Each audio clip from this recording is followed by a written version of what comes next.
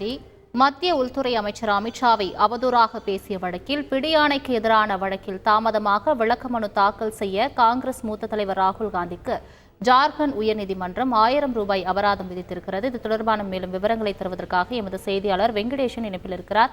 வெங்கடேசன் வணக்கம். தற்பொழுது ஜார்க்கண்ட் உயர்நீதிமன்றம் காங்கிரஸ் எம்பி ராகுல் காந்திக்கு 1000 ரூபாய் அபராதம் விதித்திருக்கிறது. இந்த வழக்கு தொடர்பான முழு விவரங்களை சொல்லுங்க.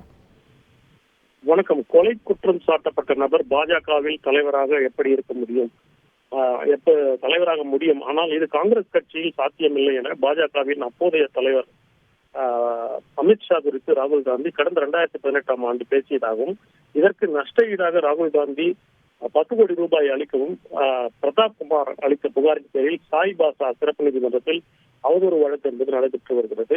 இதனிடையே அவதூறு வழக்கு விசாரணையிலிருந்து ஆஜராவிலிருந்து விலக்கு அளிக்க மறுத்த சாய் பாசா சிறப்பு நீதிமன்றம் கடந்த மார்ச் 27ஆம் தேதி ஆஜராக உத்தரவிட்டிருந்தது. இந்த உத்தரவுக்கு எதிராக ஜார்க்கண்ட் உயர்நீதிமன்றத்தில் ராகுல் காந்தி மனு செய்தார்.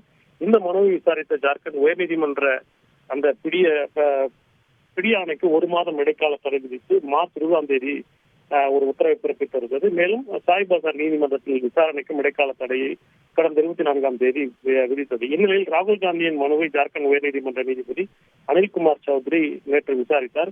இந்த வழக்கில் விளக்க மனு தாக்கல் செய்ய ராகுல் காந்தி சார்பில் அவகாசம் கோரப்பட்டது. இதை ஏற்ற நீதிபதி குறிப்பிட்ட காலத்துக்குள் விளக்க மனு தாக்கல் செய்யாமைக்கு மனுதாரர் ராகுல் காந்திக்கு ஜார்க்கண்ட் சட்டப்பணிகள் ஆணையத்திற்கு ரூபாய் 1000 2 வாரத்திற்குள் செலுத்த உத்தரவிட்டதுடன் மறுக்கும் பட்சத்தில் ராகுல் காந்தியின் மனு தள்ளுபடி செய்யப்படும் என்றும் தெரிவித்தார். விரிவான தகவல்களுக்கு நன்றி வெங்கடேசன். செய்திகளை உடனுக்குடன் தெரிந்து கொள்ள உடனே சப்ஸ்கிரைப் பண்ணுங்க.